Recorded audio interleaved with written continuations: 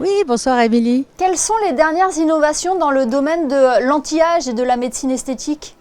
Pour cette 22e édition de la MWC, on ne peut pas parler de réelles nouveautés parce que c'est un milieu où il y a forcément des petites évolutions technologiques ou de produits, mais il n'y a jamais de grandes révolutions. On a placé le congrès, on appelle ça les 4 E. On dit que c'est l'expertise, l'évidence, l'excellence et l'engagement. Alors l'expertise parce qu'on fait appel aux plus grands experts du monde, l'évidence parce que toutes les communications, tous les messages qui sont passés sont basés sur une évidence scientifique.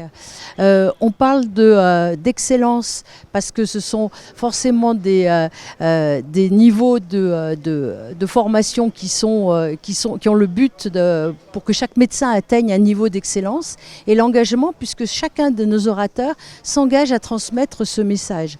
Alors aujourd'hui, on se retrouve devant un monde qui finalement, tout le monde veut ressembler à tout le monde. On souhaiterait revenir à quelque chose d'un peu plus réel, dire que la médecine esthétique, c'est pas une mode, c'est pas un passage obligatoire, c'est simplement quelque chose qui est possible. Vous avez possibilité de corriger des défauts, mais ce n'est pas dans le but de ressembler à tout le monde et d'être cloné finalement. Et c'est un secteur qui est aussi encadré. Là, je fais référence à l'essor des injections illégales qui se multiplient. On souhaiterait que les médecins d'abord reviennent eux à une éthique, et que dans le monde global de l'esthétique, pas seulement le milieu médical, on puisse contrôler effectivement ces choses.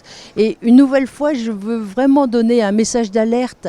N'allez pas chez ce qu'on appelle les fake injectors, c'est dramatique. J'ai vu des choses dramatiques. J'ai vu des filles perdre leur nez. J'ai vu des jeunes femmes devenir aveugles. J'ai vu des lèvres nécrosées.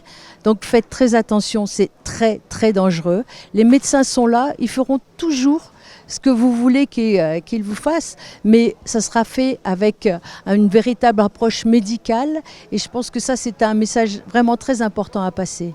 Là, on le précise, on parle bien de médecine esthétique et non pas de chirurgie. Quelle est la différence ? On va dire que tout ce qui est médical, c'est fait par un médecin.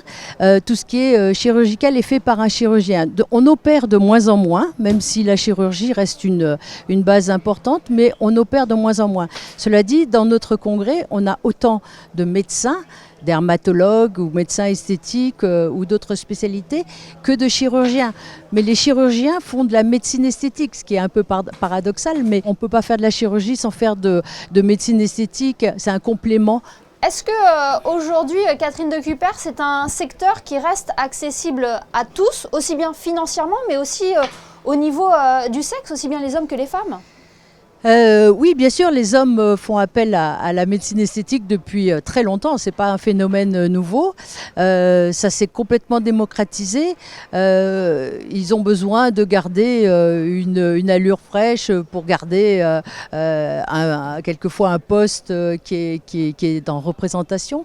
Au niveau financier, ça reste raisonnable. Si vous avez besoin de faire des petites corrections, les prix sont abordables. Alors on ne peut pas dire que tout le monde y a accès forcément, mais si on reste dans le raisonnable, on peut arriver à faire des choses très bien pour pas très cher.